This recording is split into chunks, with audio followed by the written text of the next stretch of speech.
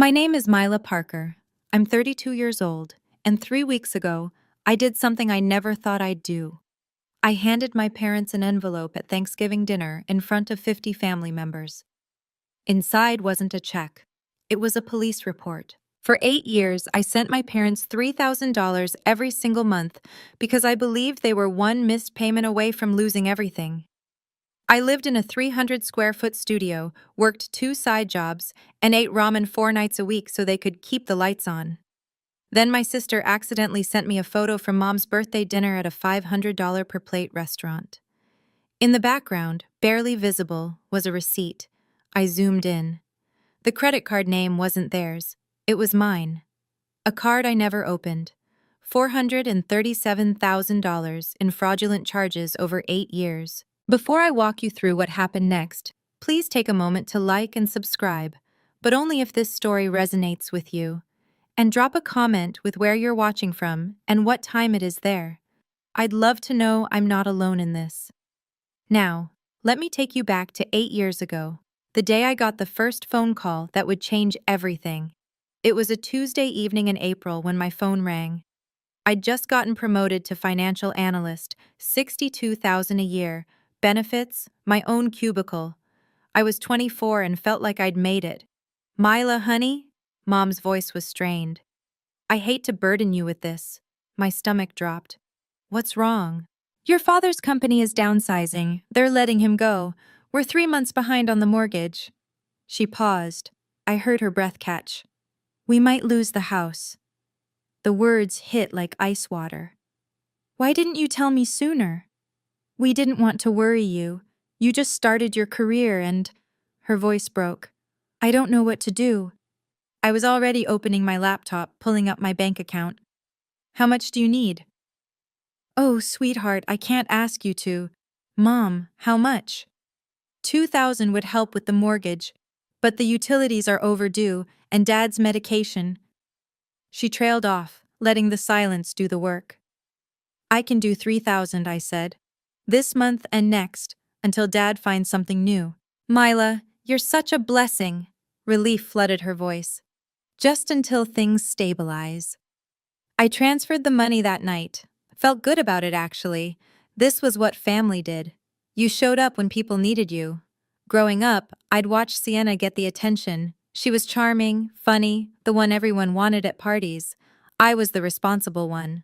The one who studied hard, got scholarships, made practical choices. My parents praised Sienna for her personality. They praised me for being helpful. Being helpful became my worth.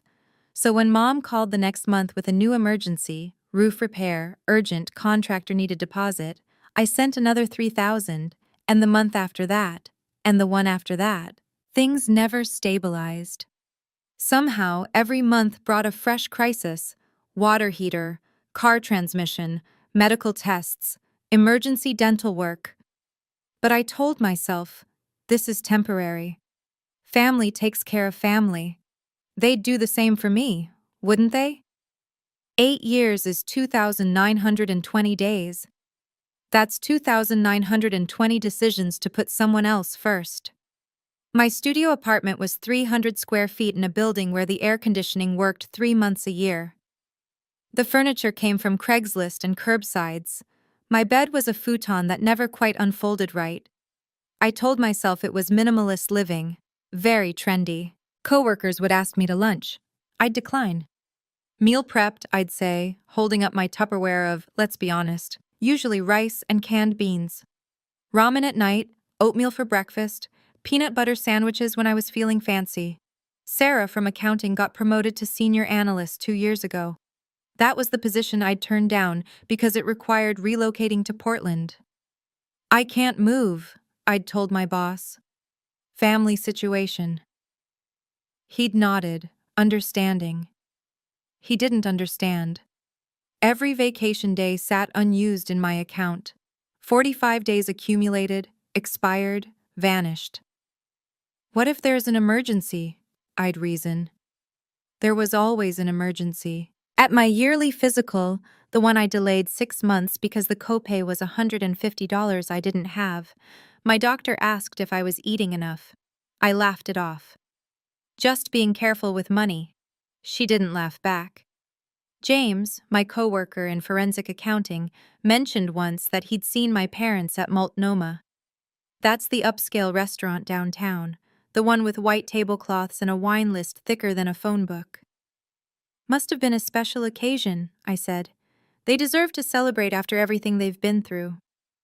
He'd given me an odd look, but didn't push. I was so focused on keeping them afloat, I never questioned why they never seemed to recover, why the emergencies never ended. Why, after 8 years and $288,000, things weren't better. My coworkers were buying houses, getting engaged, taking trips to Europe, building lives. I was building my parents' lives. I just didn't know whose credit I was building them on. My 32nd birthday fell on a Wednesday. I worked until 7, came home to my studio, and sat on my futon with my laptop open to my banking app. $3,000. Transfer to mom and dad. Confirm. Done. I opened Facebook. Mistake. Sarah had posted photos from her new condo. 2 bedrooms, balcony, that trendy exposed brick everyone wants. Jenny from college was engaged. The ring could have doubled as a skating rink. Marcus, who started the same week as me, had just gotten back from Japan. 17 photos of temples and sushi, and him smiling in front of Mount Fuji. My last vacation was... I couldn't remember. My last date was 14 months ago. Guy seemed nice until the check came, and I asked to split a $40 total. He'd paid, but his texts stopped after that. My dating app sat unopened for months. What was I supposed to put in my profile? 32-year-old financial analyst seeking someone who enjoys Netflix on a 13-inch laptop and deep conversations about why generic cereal is underrated. My retirement account balance, $8,300. According to every financial planning article I'd ever read, it should have been closer to $80,000 by now. I wrote those articles for clients. I just couldn't seem to follow my own advice. My phone buzzed. Mom. Honey, I'm so sorry to ask, but Dad needs emergency dental work. Root canal. $4,000 and they want payment up front. I checked my savings. $347. I don't have $4,000 right now, I said. Oh. Pause. I understand. We'll figure something out. Maybe we can put it on a credit card. Her voice got smaller. Even though we're maxed out already. The guilt hit like a fist. I can pick up extra shifts at the store, I said. I'd been doing weekend retail for 6 months now. Give me 2 weeks. You're such a good daughter, Mila. I don't know what we'd do without you. I stared at my reflection in the black laptop screen after she hung up. 32 years old, couldn't afford a birthday cake, but at least my parents wouldn't be homeless, right? The video call notification popped up Sunday morning. Sienna, with that I have news energy that made my stomach tense. Mila, oh my God, you have to see this. She thrust her left hand at the camera. Diamond, massive, probably 3 carats. Wow, I managed. Congratulations. That's beautiful. Right? Trevor proposed at Crater Lake. There was a photographer hiding in the trees and everything. She was bouncing, 28 years old and bouncing. We're thinking next June. The venue we want is at the Four Seasons. The Four Seasons. I did quick math. 50,000? 75? That's amazing. How are you? I tried to sound casual. How are you affording the Four Seasons? Oh, Mom and Dad are covering most of it. Wedding gift, you know. She waved it away like it was nothing. They've been saving in some special fund for years. Mom said they can't touch it except for this. My brain stuttered. Saving? Special fund? That's generous of them, I said slowly. Totally. Plus, I'm taking a few months off work to plan. Wedding planning is basically a full-time job. She laughed. Mom said I should stay with them, save on rent. Let me get this straight. My parents were broke. Behind on everything. Couldn't afford Dad's dental work. But they had a wedding fund? And Sienna, 28, college dropout Sienna, Was living with them rent-free while planning?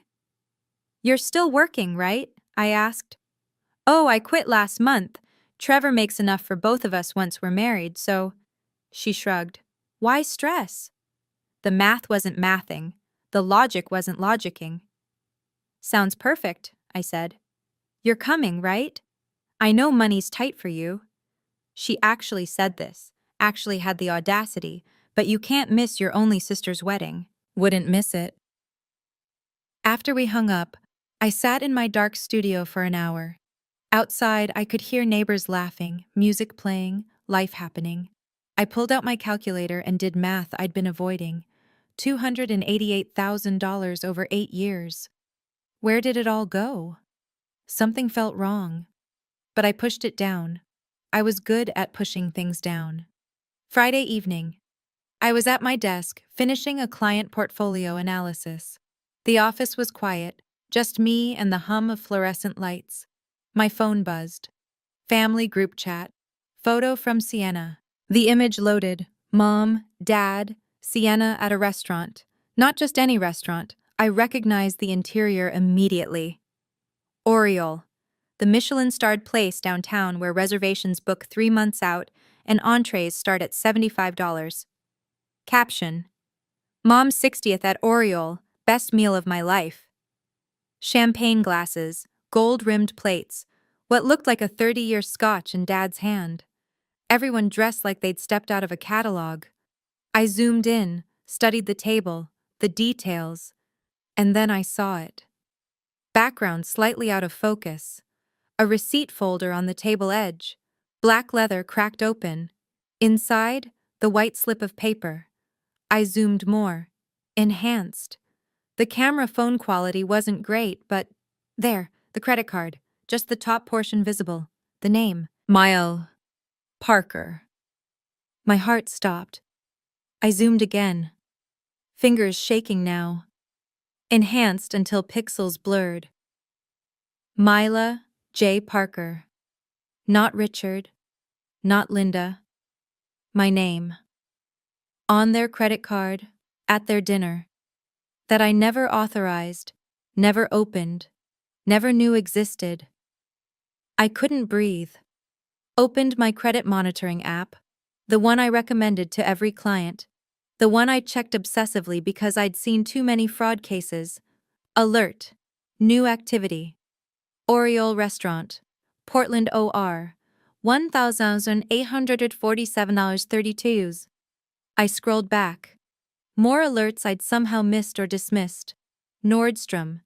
$2,341.89. Last week. Serenity Spa. $890. 10 days ago. Premier Wine Merchants. $654 2023. 2 weeks ago. Account name. Discover card ending in 4472. Cardholder. Mila J. Parker. Credit limit. $45,000. Current balance. $43,127.89. I'd never opened a Discover card, never applied, never authorized. I pulled up my full credit report. Professional access. Instant. And there it was. Not one card. 4. Discover. $43,127. Visa. $67,234. MasterCard. $38,091. American Express. $89,102. Plus a personal loan I'd never signed for. $89,000. Total. $437,554. $437,554 of debt I didn't create. The office tilted. I gripped the desk. James walked past, stopped. Mila, you okay? You look like you saw a ghost. I couldn't speak, just stared at the screen. That's my name, I finally whispered. That's my credit card, and I never opened it. I stayed at the office until 2 in the morning. James brought coffee, sat with me while I pulled every document. The first Discover card, opened 6 years ago. Applications required signature, social security number, address. I requested copies from the bank. The signature looked like mine, but I'd never signed it. The Visa, 7 years ago. Same story. MasterCard, 4 years. American Express, 5 years. Each one showed payment history. Minimum payments made monthly. On time. Keeping the accounts in good standing. Paid from where? I cross-referenced with my bank transfers. There. Every month. $3,000 went to my parents' account. And from that account, minimum payments flowed back out to these fraudulent cards. They were using my money to pay the minimums on debt they'd created in my name. Circular fraud, self-sustaining, brilliant in the most horrifying way. This is over 7 years, James said, scanning the timeline. This isn't accident, this is systematic. The charges told a story. Restaurants I couldn't afford, Nordstrom, Bloomingdale's, Delta first-class tickets to Hawaii, Four Seasons Resort, Tiffany jewelry, premium wine subscriptions, while I ate ramen, while I worked weekends, while I turned down promotions and relationships and every single chance at a life. My credit score, 581, tanked by utilization rates above 90% on all cards. Oh God, I breathed. I applied for an apartment last year, a better one. They rejected me for bad credit.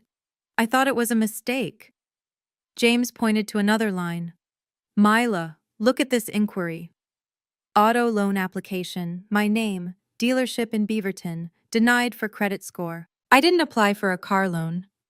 Someone did, using your information. He met my eyes. Your parents are driving a 2023 Lexus, right? I've seen it in the parking lot. The nausea hit in waves. I pulled out my phone, texted Sienna. We need to talk about Mom's birthday dinner. 3 minutes passed. The typing indicator appeared, stopped, appeared again. Finally, what about it? I sent the photo, zoomed in on the receipt, on my name. The credit card in the photo, my name was on it.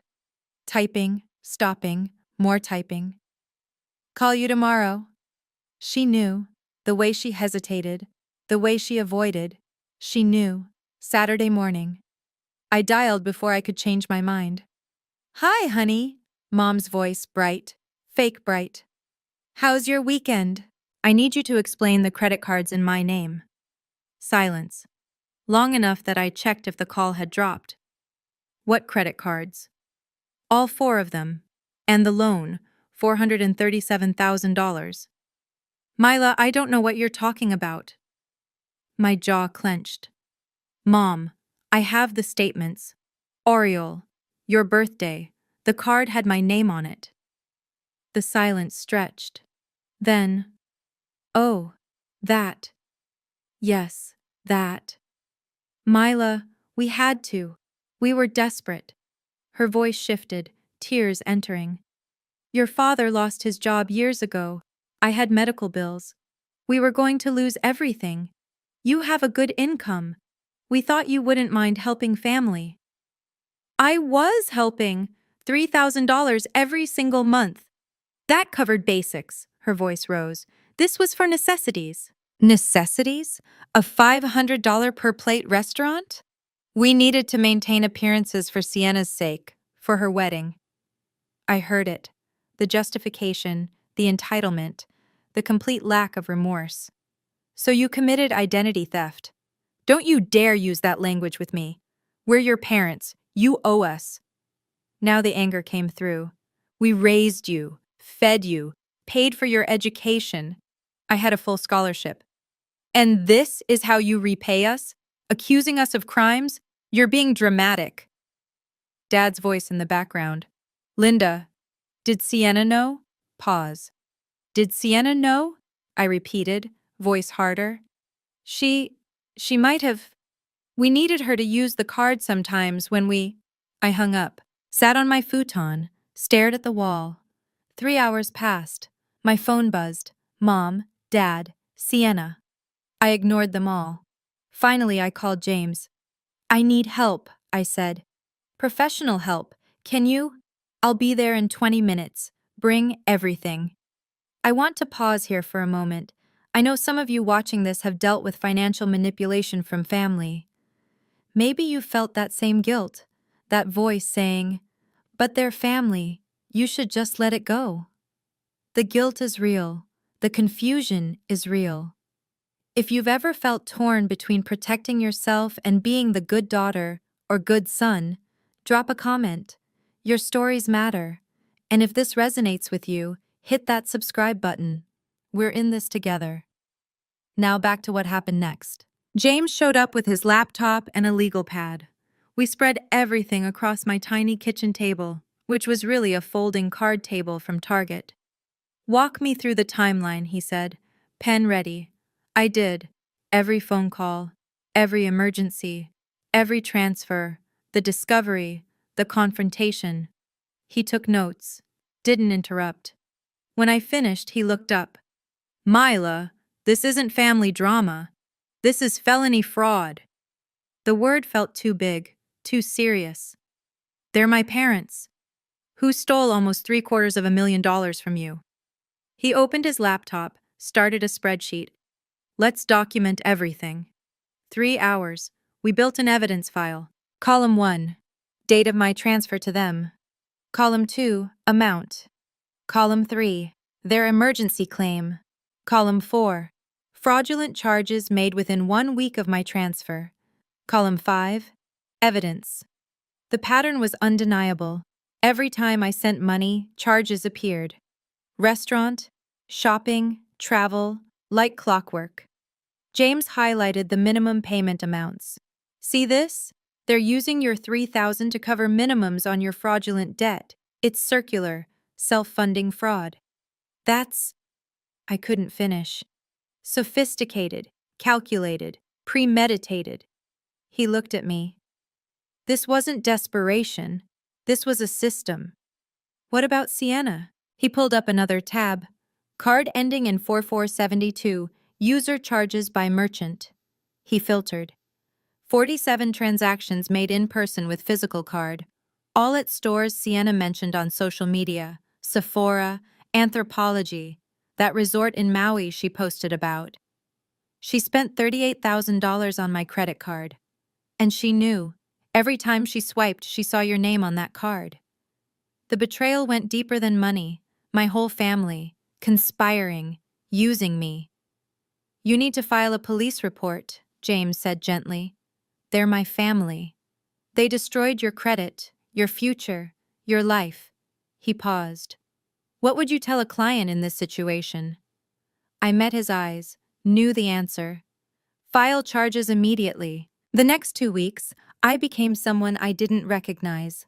Cold, methodical, thorough. I requested full credit reports from all 3 bureaus. Documented every fraudulent account, every forged signature, every unauthorized inquiry. I called each credit card company. "I did not authorize this account. I'm filing fraud claims." Started the investigations. Froze new activity. I combed through my email, found text messages I'd saved, every single request for money, every guilt trip, every emergency. Mom called Tuesday. "Honey, we have an emergency. Dad needs dental work, $4,000. I put her on speaker, hit record. "Mom, about those credit cards in my name." "Oh, sweetie, don't worry about those. We're handling it." "By handling it, you mean using my money to pay minimums on my fraudulent debt?" Nervous laugh. "It's not fraud when it's family, Myla. Don't be dramatic." There. Admission on recording. In her own words, I compiled 40 pages, timeline, bank transfers, credit statements, photos of forged signatures compared to my real signature, recorded phone call, Sienna's social media posts geo-tagged at places charged to my cards, cross-references, dates, amounts, patterns. James reviewed everything. "This is airtight. Any DA would take this case." "What happens if I file?" "Criminal charges. Identity theft is federal, but also state charges. Wire fraud, credit fraud, forgery. We're looking at multiple felonies." "Prison?" 3 to 5 years if convicted. Plus restitution. They'd have to pay you back. I stared at the document. 40 pages that would destroy my family, or 40 pages that would save my life. I need one more thing, I said. What? Thanksgiving is in 3 weeks. They're hosting 50 plus people.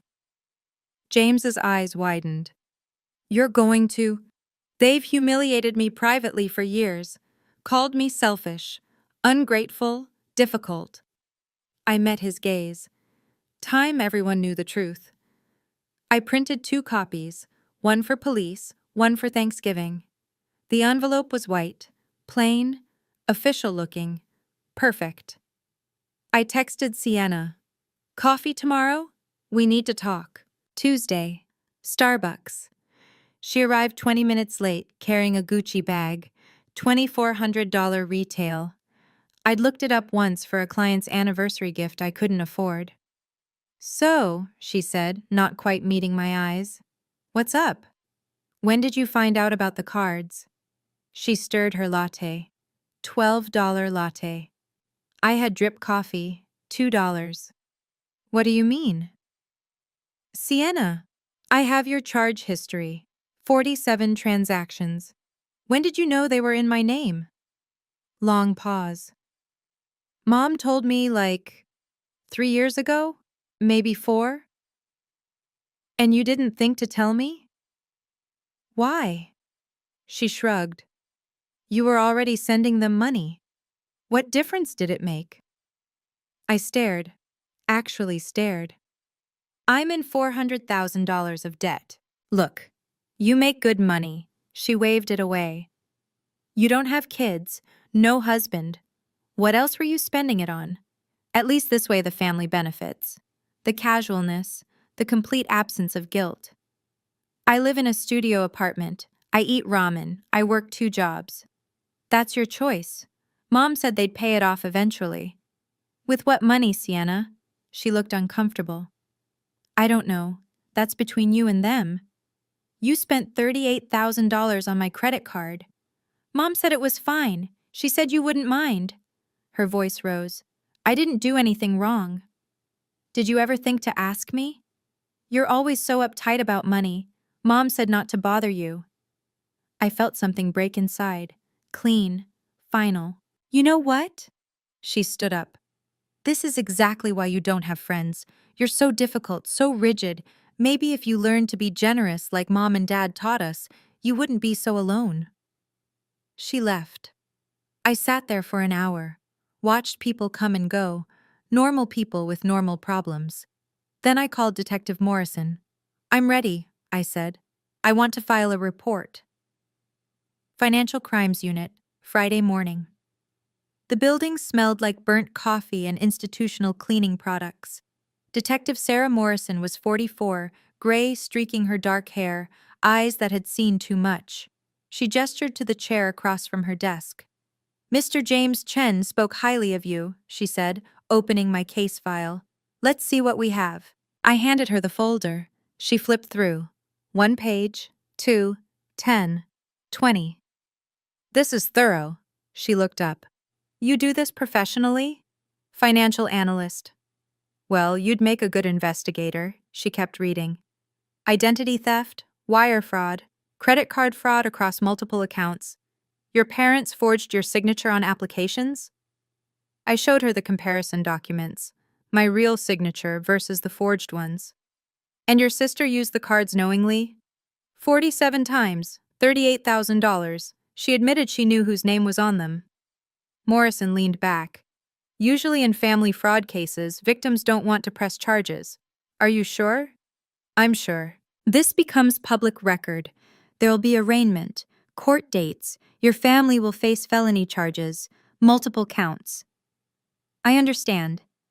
Your parents could see 3 to 5 years in prison if convicted, plus full restitution. She studied me. This will change everything. They already changed everything.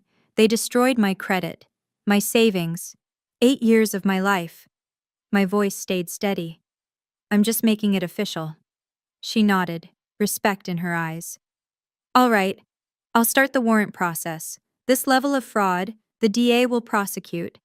probably looking at 3 to 5 years if convicted, plus restitution order for full amount. What's the timeline? Investigation takes a few weeks. Warrant maybe a month. She paused. Why? Thanksgiving is in 12 days. They're hosting 50 people. Understanding dawned on her face. And you want copies of the report, official documents, case number. She actually smiled. Small, grim. You're going to tell them. Everyone's going to know. Morrison printed the documents, sealed them in an envelope. White, official, final. Here, case number 2024 FC 8847. Charges against Linda Marie Parker, Richard James Parker, and Sienna Nicole Parker. Official seal. I took the envelope, felt its weight. Most people in your situation want to hide this, Morrison said. They hid it for 8 years. I'm done hiding. Tuesday before Thanksgiving. My phone buzzed. Mom. Mila, you're still coming Thursday, right? 2 p.m. Bring dessert if you can. Aunt Carol will be there. Uncle Mike. Everyone. Translation. Behave. Don't embarrass us. Keep up appearances. I typed, deleted, typed again. I'll be there. I'll bring something special. Mom. Wonderful. Wear something nice. We're taking a family photo this year. Family photo. The audacity made me laugh. Dark, bitter sound. James found me at my desk Wednesday. You really doing this? They've spent 8 years making me feel small, selfish, ungrateful. I looked up. Time everyone sees who I really am. And who's that? Someone who keeps receipts. The plan solidified in my mind. Crystal clear, undeniable. Arrive on time. Be polite. Blend in. Wait until after dinner, during dessert, when everyone was gathered and comfortable. When Mom would inevitably make some comment about my lack of contribution or Sienna's wedding costs. Then I'd stand up, pull out the envelope, let truth unfold in front of everyone who'd ever heard their lies about me. I went shopping, bought one outfit, first new clothes in 2 years, nothing expensive, $40 at Target, but clean, professional, put together, printed a second set of documents, highlighted the key sections, case number, charges, evidence summary.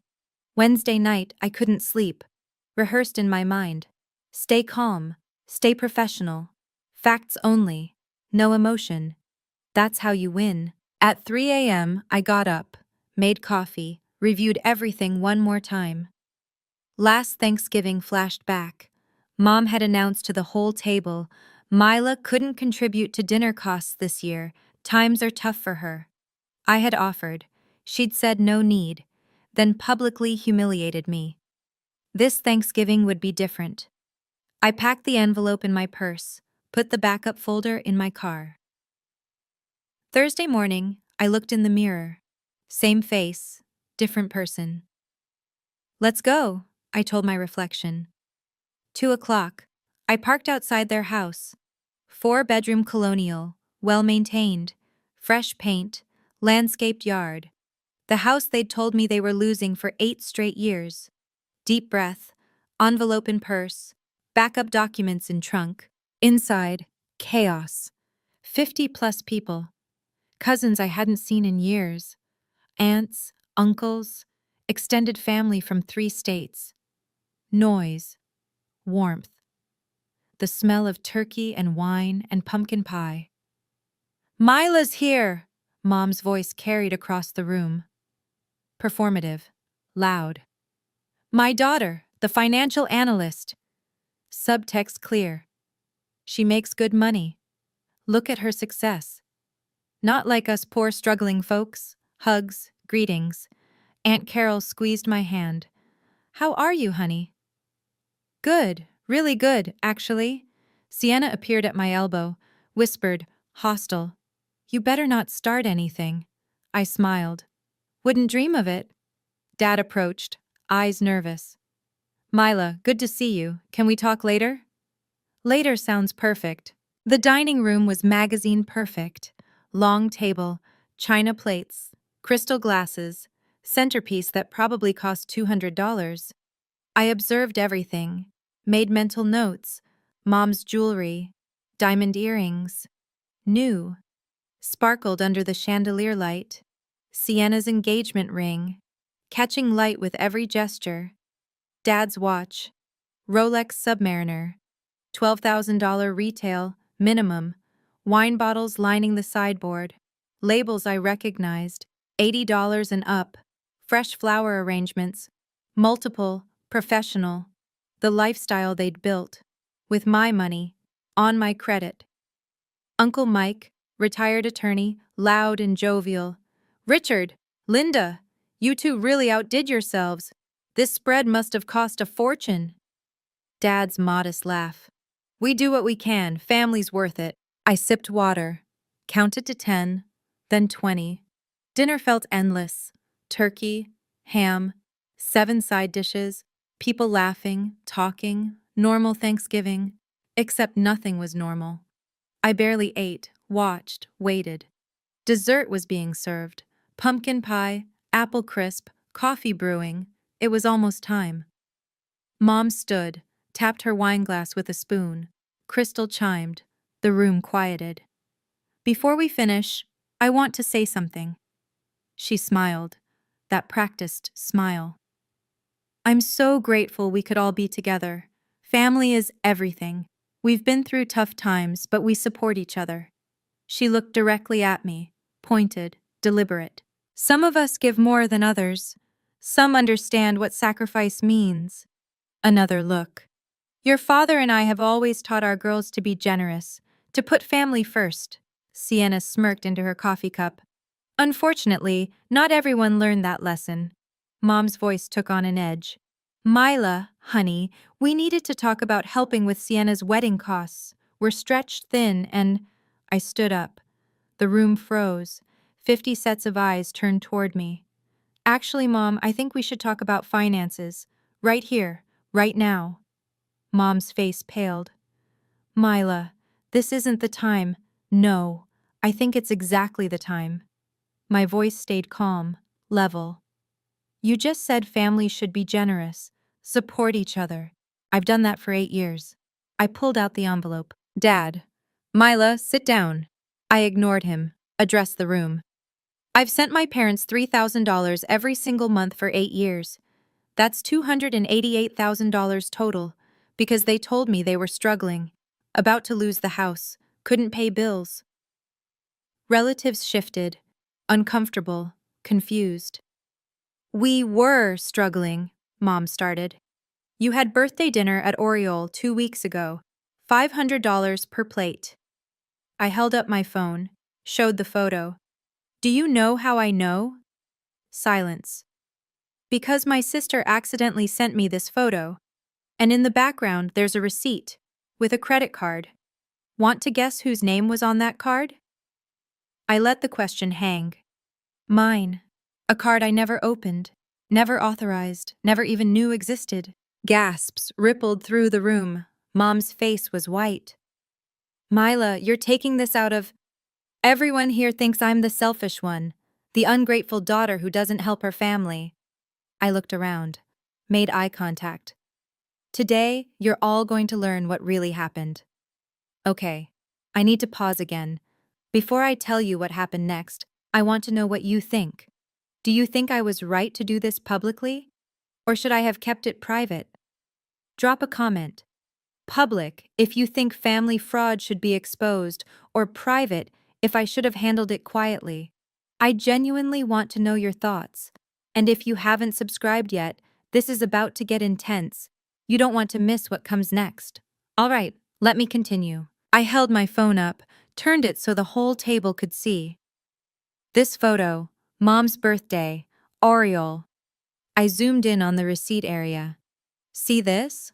Passed my phone to Aunt Carol. She squinted. Passed it to Uncle Mike. It made its way around the table. Relatives leaning in, zooming, gasping. The credit card name, I said. What does it say? Uncle Mike looked up. It says, Mila Parker? Correct, my name. My credit card. I paused. That I never opened, never authorized, never used. The room erupted in murmurs. Mila, you're taking this out of context, Mom's voice cracked. Am I? Let me give you context. I pulled the printed credit card statements from the envelope, held them up. 4 credit cards in my name, total balance, $437,000. I walked around the table, placed statements in front of relatives. Opened between 7 and 4 years ago. Aunt Carol picked one up, read. Her eyes widened. These charges.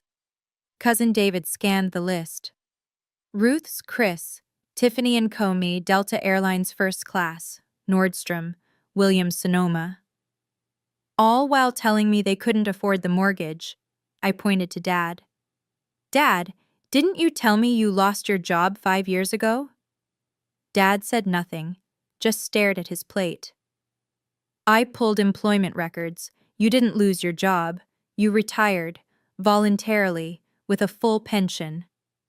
Uncle Mike's head snapped toward Dad. You have a pension? Richard? Aunt Carol's voice. Linda, you told me last year you couldn't afford Christmas gifts. Mom's hands shook. We can explain. Please do. I stayed standing, calm. Explain to everyone how you've been living off my identity for 8 years. Cousin Jenny spoke up, voice small. Mila, wait. Don't you live in that tiny studio, the one I visited? You didn't even have air conditioning. 300 square feet, $800 a month, that's all I could afford. But why? You make good money. I let the questions sit, let everyone process. Because, I said slowly, I was funding them. I pulled out the spreadsheet, James's and my work. 40 pages condensed into irrefutable truth. $3,000 per month, 96 months. Total, $288,000. I placed it on the table, bank statements clipped behind, every transfer highlighted. Plus fraudulent credit cards, $437,000. Combined total, $725,000. Uncle Mike's coffee cup clattered to the table. $700,000? While I lived on ramen, worked 2 side jobs, turned down promotions because I couldn't relocate, my family needed me. Had $347 in savings on my 32nd birthday. I opened my phone, showed the photo of my studio. This is where I live, 300 square feet. Passed my phone around again, watched faces change. Shock, disbelief, anger. Meanwhile, I pulled up photos from Mom's Facebook before she deleted it. Their house, 4 bedrooms, kitchen renovation last year, $60,000, charged to my credit card. Aunt Carol turned to Linda. You remodeled your kitchen? And the minimum payments on these cards? I retrieved the spreadsheet. Paid from my $3,000 monthly transfers. They used my money to cover the minimums on debt they created in my name. That's... Aunt Carol couldn't finish. Illegal. It's called identity theft, wire fraud, credit card fraud. I pulled out the recorded phone call transcript. This is from 2 weeks ago. Mom admitting on recorded line. I read aloud. It's not fraud when it's family. The transcript passed around. Relatives reading, rereading. Sienna stood. Okay, everyone needs to calm down. I turned to her. 47 transactions, $38,000. You knew they were my cards. I didn't know the full... You swiped cards with my name on them 47 times. You knew. Her face went red, then white. You all want to know why I don't contribute more? I looked around the table. Because I've already contributed $725,000 to criminals. The word landed like a bomb. Criminals. Not parents. Not family. Criminals. I held up the white envelope. The one they'd been watching. Wondering about. Last week, I went to the police. Financial Crimes Unit. Complete silence. Even the kids stopped talking. I filed a formal report. This envelope contains copies of case number 2024 FC 8847. I opened it, removed the documents, official seal visible. Official charges against Linda Marie Parker, Richard James Parker, and Sienna Nicole Parker. Mom's sob cut through the silence. You called the police on your own parents? I met her eyes, steady, calm. You committed felonies against your own daughter. Mila, please, we can work this out. Dad stood, desperate. I tried to work it out. You called me selfish, ungrateful, difficult. I handed the top document to Uncle Mike. Count 1, identity theft felony. Count 2, wire fraud felony. Count 3, credit card fraud felony. Count 4, forgery felony. He scanned it. His face went pale. These are real, official seal, Detective Sarah Morrison's signature. Warrants are being processed. Arraignment likely within 30 days. I kept my voice level. Professional. Detective Morrison estimates 3 to 5 years prison time if convicted, plus full restitution of $725,000. The room erupted, relatives talking over each other, questions, accusations, shock. Sienna screamed, "You're sending Mom and Dad to prison?" "No, they sent themselves to prison when they stole my identity." I turned to her.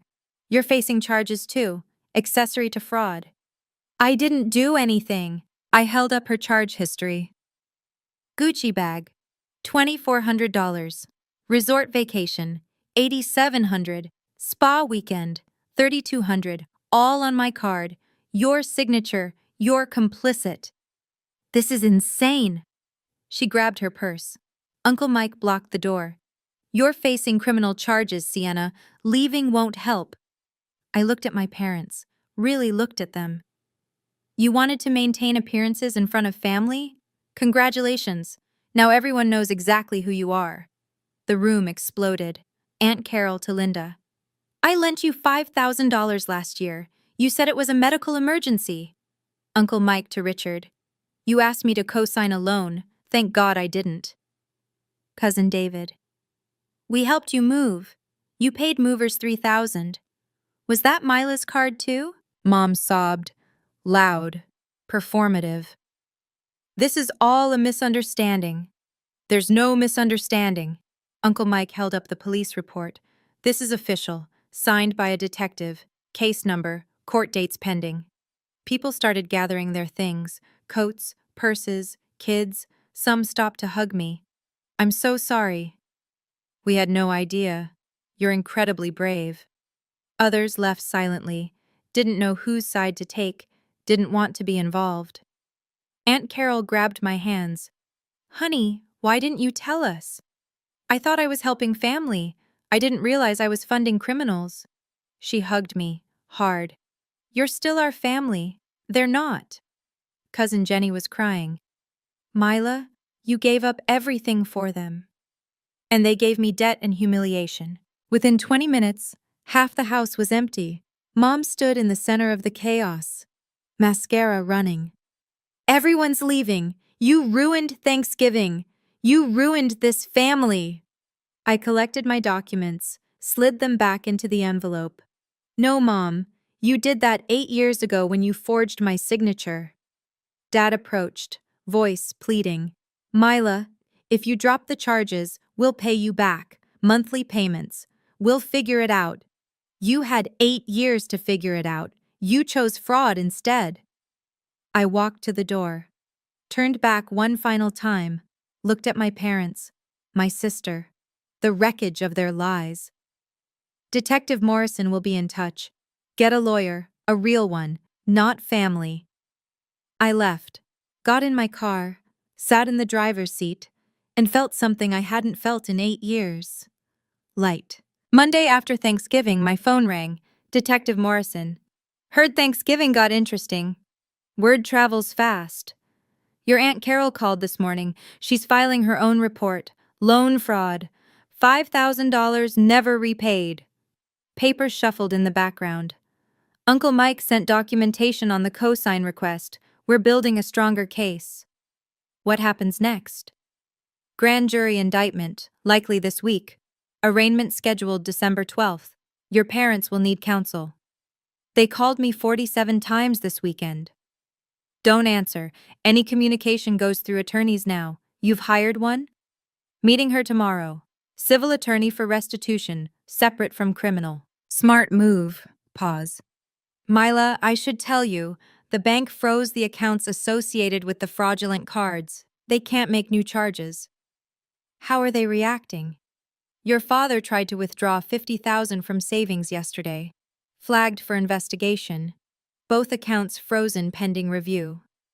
A small, dark satisfaction. And Sienna? She hired an attorney, trying to claim she didn't know the cards were fraudulent. Morrison's tone was dry. Charge history proves otherwise. What's the realistic outcome? Your parents? 3 to 5 years if convicted, plus restitution. Sienna? 18 months to 2 years, her portion of restitution. But judges really hate family fraud. Could be harsher. Will they lose Dad's pension? With criminal conviction? Automatic termination. Fraud clauses are standard.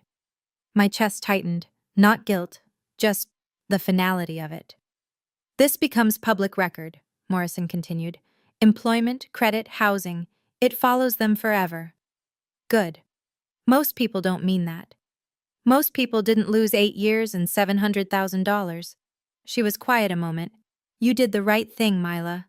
Hard thing, but right. Doesn't feel good yet. It will, eventually. After we hung up, I sat at my desk, stared at spreadsheets that usually made sense. James appeared with coffee. You okay? Ask me in a year. Sharon Kim's office was downtown, glass, steel, the kind of place that charges by the quarter hour. She was 50-something, sharp suit, sharper eyes. Slid my documents across her desk after reading. This is meticulous work. Financial analyst. Shows. She made notes. Criminal case proceeds separately. We file civil suit for full restitution, $725,000, plus emotional distress, legal fees, credit repair costs. Total ask, $850,000. They don't have it. We'll put a lien on the house, garnish the pension, seize assets. Bank accounts are already frozen. We redirect those funds to repayment. Takes years, but you'll recover most. She walked me through the paperwork. Lien on their house. 4 bedrooms, valued at $680,000, mortgage paid off, ironically, with my money. They might try to settle, avoid trial. I'm not settling. She looked up, approved. Good. They don't deserve mercy. And your sister? Include her, joint and several liability. She'll claim she didn't understand the extent. She used cards with my name 47 times. She understood. 2 hours of documents, signatures, notarizations. My hand cramped. They'll be served tomorrow, officially. How will they react? Usually, anger, then bargaining, then panic. Sharon closed the folder. Your mother already called me, actually. What? Yesterday, wanted to explain the misunderstanding. I declined representation. She called you? Told her to get a criminal defense attorney first. Priorities. Sharon's smile was grim. I also noticed their social media went dark this morning. Facebook, Instagram, all deleted. They're scrubbing their digital presence. Too late. I screenshot everything last week. I almost laughed. Almost. Off the record, Sharon said. How are you holding up? I'm angry, hurt, betrayed. I met her eyes. But mostly, I'm just tired of being their ATM. That's the healthiest thing I've heard all day. Wednesday morning. I woke up to 63 notifications. Facebook, Instagram, text messages from people I hadn't spoken to in years. Cousin David had posted, "Sometimes family isn't who you're born to. It's who would never betray you." 147 likes. Comments asking, what happened? Aunt Carol commented, some people learn integrity, others learn fraud. Thanksgiving revealed everything. By lunch, the full story was spreading. Uncle Mike posted, not vague, For everyone asking what happened at Thanksgiving, Linda and Richard Parker committed identity theft against their daughter for 8 years, stole $725,000. Police involvement, criminal charges filed. Choose your sides carefully. Screenshot, share. Viral through our extended family network. Mom's best friend texted me. Is this true? Linda said you're lying. I sent her a copy of the police report. Case number 2024 FC 8847. Call Detective Morrison if you doubt me. No response. Dad's former coworkers reached out. We heard, is there anything we can do? The pastor from their church called. Your mother claims you're making false accusations. I filed a police report with evidence. Public record. Case number 2024 FC 8847. Financial Crimes Unit. Call them yourself. Long pause. I'll do that. Mila. I'm sorry. Within 48 hours, their reputation was rubble. Sienna's engagement. Her fiancé called it off. I saw the text she'd posted in a now-deleted Instagram story. Can't marry into a criminal family. What if she does this to me? Their country club. Membership revoked. Morality clause. Their church. Asked to step back until legal matters resolved. Banking. Blacklisted from opening new accounts. Mom's part-time bookkeeping job. Terminated. Every consequence dominoed into the next. James found me at my desk. You see all this? Hard to miss. How do you feel? I thought about it. I thought I'd feel guilty, but I don't. I feel free. December 12th. County Courthouse. Gray stone. Cold. I sat with Detective Morrison in the gallery. My parents entered through a side door with a public defender. Couldn't afford private counsel. Assets frozen. Sienna had her own attorney. Sat separate. Wouldn't look at them. Judge Patricia Smith presided. 60-something, stern, no nonsense. The People versus Linda Marie Parker, Richard James Parker, and Sienna Nicole Parker. The prosecutor stood. Your Honor, defendants are charged as follows. She read it all. Every count. Every felony. Linda Parker. 4 counts identity theft. 3 counts wire fraud. 2 counts credit card fraud. Richard Parker. 4 counts identity theft. 3 counts wire fraud. 2 counts credit card fraud. 1 count conspiracy. Sienna Parker. 2 counts credit card fraud. 1 count accessory after the fact. How do defendants plead? All 3. Not guilty. Expected formality. Your Honor, the People request bail of $100,000 each, flight risk due to... Defense interrupted. Your Honor, defendants' accounts are frozen. They can't post bail regardless. Judge Smith looked over her glasses. Bail set at $50,000 each. Defendants released on own recognizance with travel restrictions. Surrender passports within 24 hours. Trial date set for March 20th. Gavel. Done.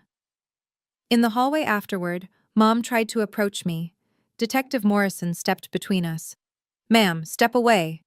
Dad called from across the hall. We're still your parents. I turned, looked at him, really looked. Parents don't steal from their children. Criminals do. And that's what you are now, officially. I walked away. Didn't look back. Morrison walked beside me. That was hard. No. The hard part was living with what they did for 8 years. This is just paperwork. Outside, cold December air hit my face. I breathed it in, deep. You okay? Morrison asked. Getting there. The consequences rolled out like dominoes. Systematic. Unavoidable.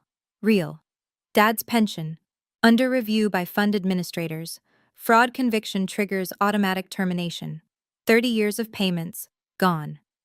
Mom's bookkeeping job. Terminated when her employer Googled her name and found the court records. Integrity clause in your contract, they'd said. Sienna. Fired from retail management. Same reason. We can't have someone facing fraud charges handling money. All 3 credit scores. Below 400. Destroyed. Housing. Sienna's landlord issued 30-day eviction notice. Criminal charges violated the lease agreement. The house, their 4-bedroom colonial, lien filed. Potential forced sale to cover restitution. Social consequences kept accumulating. Their church asked them not to attend until legal matters are resolved. Translation: don't come back. Country club membership revoked. Morality clause.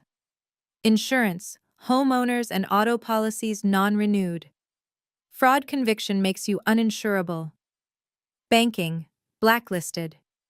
Can't open new accounts anywhere. And then other victims started emerging. Their neighbor filed a police report.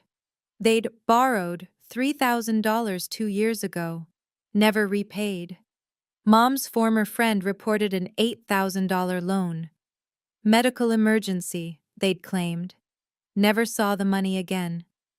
A distant cousin co-signed a car loan. My parents defaulted. Ruined her credit. Detective Morrison called me. We're up to 7 total victims. This is a larger pattern. Strengthens the case significantly. They did this to other people? Systematically, for years. You were just the biggest target. I documented everything for the civil case, not out of vindictiveness, just thoroughness. This was my job. Evidence, facts, numbers. James found me working late. You okay? They're trying to paint themselves as victims on Facebook. Let them. Courts deal in evidence, not manipulation. He was right. But watching their lives collapse, even deserved, felt strange. Not guilty, not satisfied, just final. December through January, the contact attempts escalated.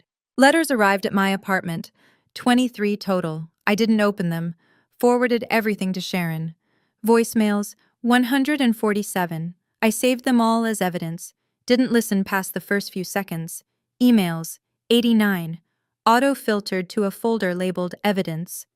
The tactics evolved. Predictable stages of manipulation. Week 1. Apologetic. We're so sorry, we'll fix this. Please give us a chance. Week 2. Guilt. How can you do this to your own mother? Don't you love us? Week 3. Bargaining. Drop the charges. We'll pay you back monthly, we promise. Week 4. Anger. You're destroying this family, you've always been vindictive. Week 5. Manipulation. Your father had a health scare, he needs you. Week 6. Threats.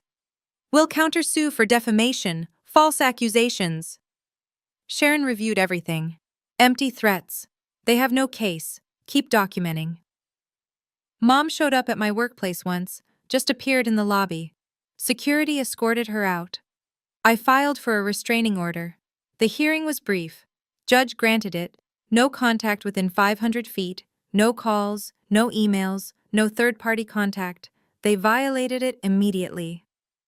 Mom called from a friend's phone 3 days later. Mila, please, just listen. I hung up. Called Detective Morrison. Consequence? Bail revoked. Both parents spent 72 hours in county jail for violation. When they got out, the contact stopped. Sienna took a different approach. Posted on social media. My sister destroyed our family over a misunderstanding. Money isn't worth losing family. Comments section exploded. Former coworkers, extended family, people who knew the truth. That's not a misunderstanding, that's fraud. She didn't destroy anything, they did. You're facing criminal charges too, Sienna. She deleted everything within hours. My therapist asked, how does it feel, maintaining these boundaries? I thought about it. Like breathing for the first time in 8 years. February, 8 weeks before trial. The DA's office called. We have a plea deal offer. I put them on speaker. Sharon listened in. Terms. Your parents plead guilty to reduced charges. 18 months prison instead of 3 to 5 years. Full restitution of $725,000 over 15 years. 10 years probation after release. And Sienna? 6 months jail. 5 years probation. Restitution of her $38,000. Sharon and I exchanged looks. It's a good deal, the DA said. Guarantees conviction and restitution. Trial is always a risk. What risk? Juries can be unpredictable with family cases. Sympathy factor. They must have been desperate. We've seen acquittals in situations like this. My jaw tightened. They weren't desperate. They were greedy. I know. But juries, family cases are complicated. This guarantees accountability. After he hung up, I stared at Sharon. 18 months is light. It is, but it guarantees conviction, guaranteed restitution, no risk of acquittal, and it's public record forever.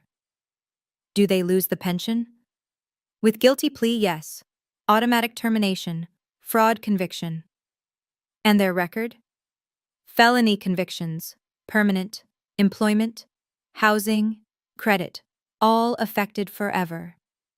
I sat with it, thought about trial, watching them squirm on the stand. Cathartic, but risky. The plea deal ensured consequences, certain, unavoidable. I want one condition. What? They have to allocute, public hearing. They state exactly what they did, on record, in court, in front of people.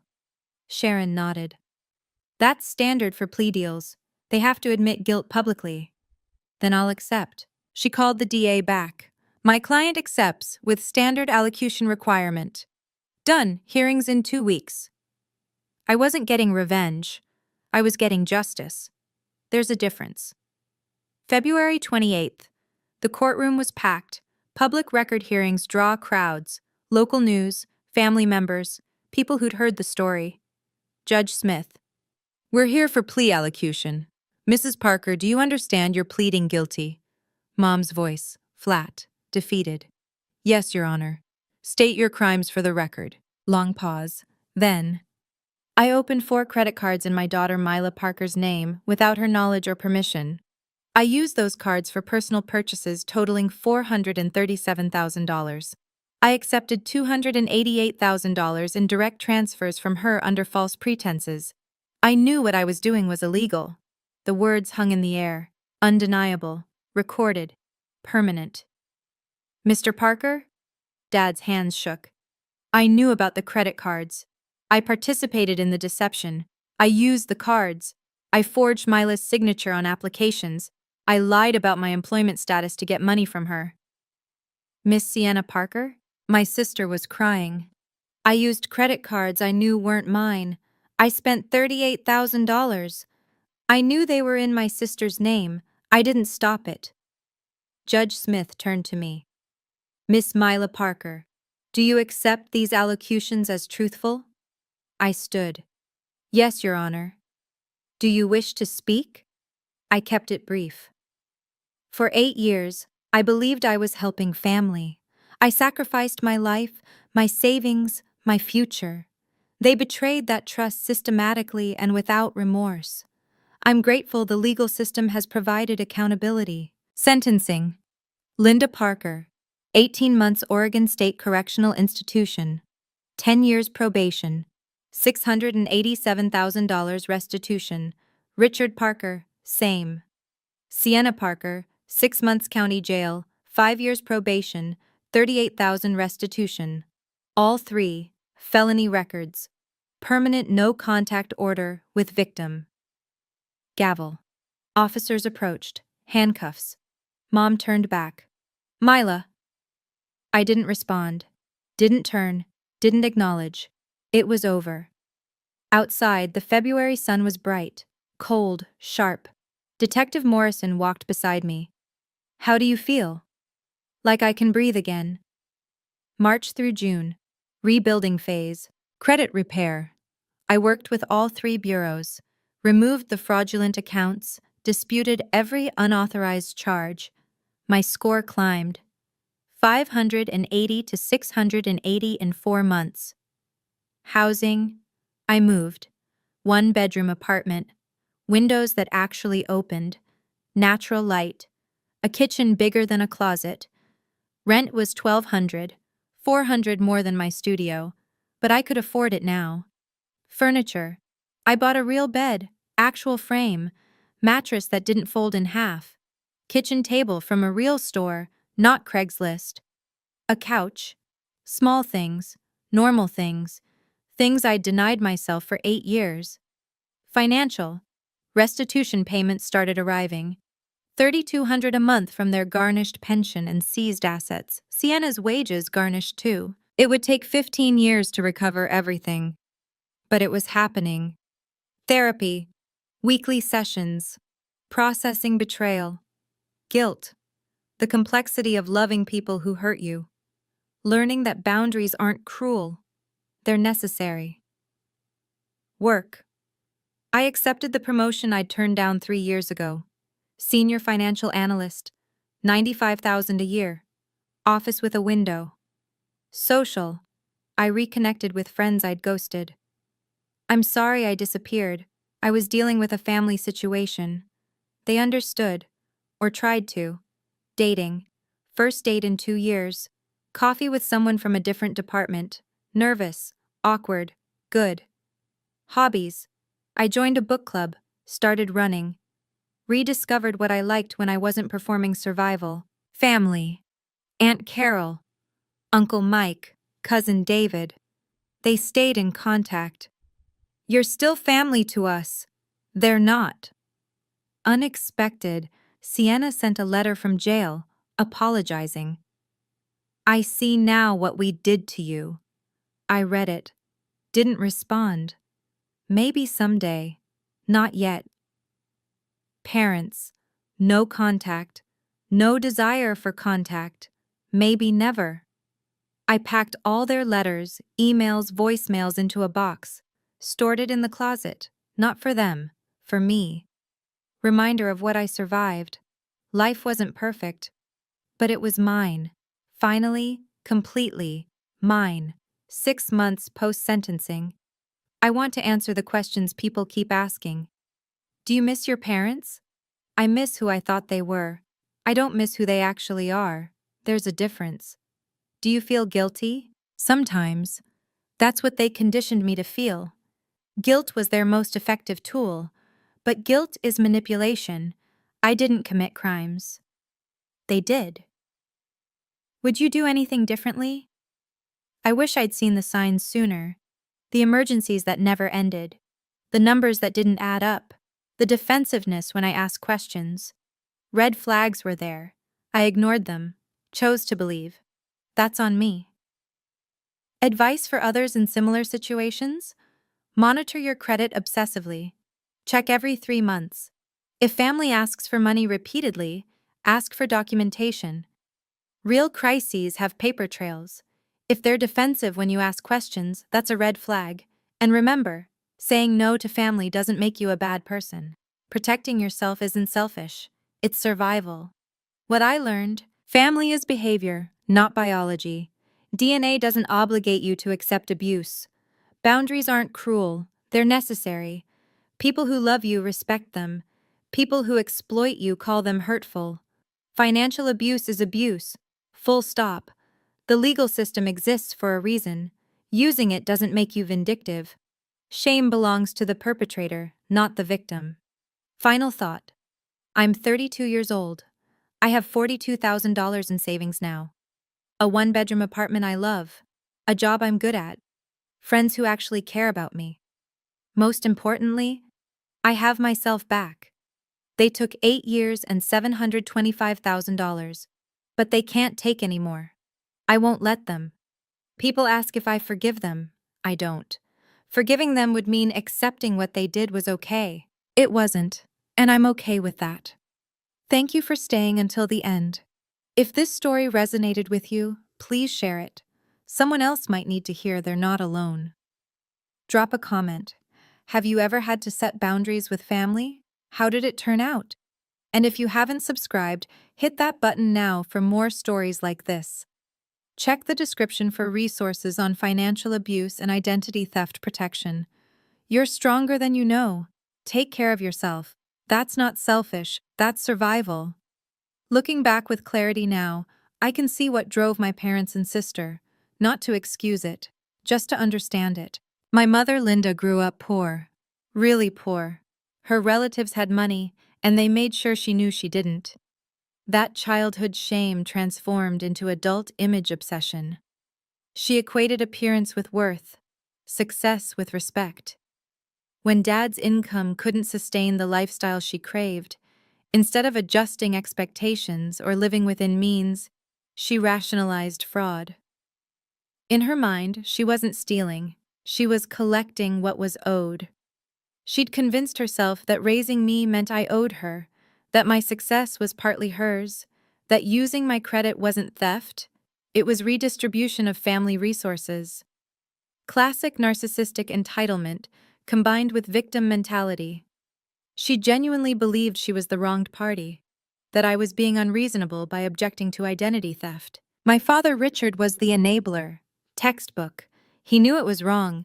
Deep down, he knew. But he feared confronting Linda more than he feared legal consequences. Conflict avoidance became complicity. He told himself he was keeping the peace. Really, he was choosing comfort over integrity, over his own daughter.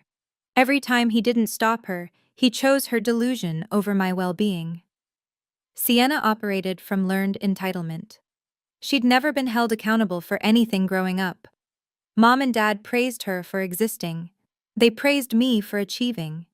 Different standards, different rules. In her worldview, my success was a family resource to be shared, not my personal achievement. She genuinely didn't understand why I was upset. You make good money, what else would you spend it on? Empathy requires development. Our parents never required it of her, so she never learned it. Together they created a sophisticated emotional manipulation system. They never demanded money outright, too obvious. Instead, they painted crises, created urgency, triggered my guilt. Then, allowed me to offer the solution. This made me feel responsible, feel like I was choosing to help. That was intentional. That was the brilliance of their manipulation. They exploited my sense of filial duty, the very value they'd instilled in me as a child, used my strength against me, weaponized my love, now my vulnerabilities, because I had them. My weakness wasn't kindness. Kindness is a strength. My weakness was guilt conditioning and people-pleasing. From childhood, I learned my worth came from being the helpful daughter. Sienna got attention for being charming. I got attention for being responsible. That became my identity, my currency. I thought love was transactional. I provide, therefore I matter. Therefore I'm loved. I also suffered from what therapists call fixer mentality, common in eldest daughters. If there's a problem, I solve it. The problem being real wasn't a question I thought to ask. Questioning felt like abandoning family. Additionally, and this is ironic, my professional skills created a blind spot. I was an expert at analyzing other people's finances. I could spot fraud patterns in client portfolios instantly. But I couldn't see I was victim of fraud in my own life. Too close to it, too emotionally invested, too conditioned to trust them. Here's what I wish someone had told me at 24. Red flags I missed. The emergency never ends. Real financial crises have resolution timelines. Perpetual crisis is a control tactic. Vagueness about details. Legitimate needs come with paperwork. If they can't or won't show documentation, be suspicious. Defensiveness when questioned. Honest people welcome questions. Manipulators attack your character for asking. Your sacrifice benefits only them. Real family support is reciprocal. If you're always giving and never receiving, that's exploitation. Practical protections. Check your credit report every 3 months. Annualcreditreport.com. Free. Do it. Freeze your credit if family has your social security number. They can't open accounts without unfreezing it. Never give anyone, even parents, access to your bank accounts, ever. If helping family financially, pay directly to the creditor. Rent to landlord, not cash to them. Document everything. Keep records of transfers. Save text messages. Record calls if legal in your state. Boundary wisdom. No is a complete sentence. You don't owe justification. You don't owe explanation. People who truly love you will respect boundaries. People who exploit you will call boundaries hurtful or selfish. Setting limits doesn't make you selfish, it makes you self-preserving. Real love doesn't manipulate. Real love doesn't demand sacrifice of your well-being. Final truth. I spent 8 years being a good daughter, by their definition. It nearly destroyed me. Now I'm being a good daughter by my definition. Honest, boundaried, self-respecting. And that's the only version that matters. If you're watching this and something resonates, if you're sending money to family out of guilt rather than genuine desire, please examine why. You deserve a life that's yours, not one funded by your sacrifice for people who view you as an ATM. Take care of yourself. That's not selfish, that's survival.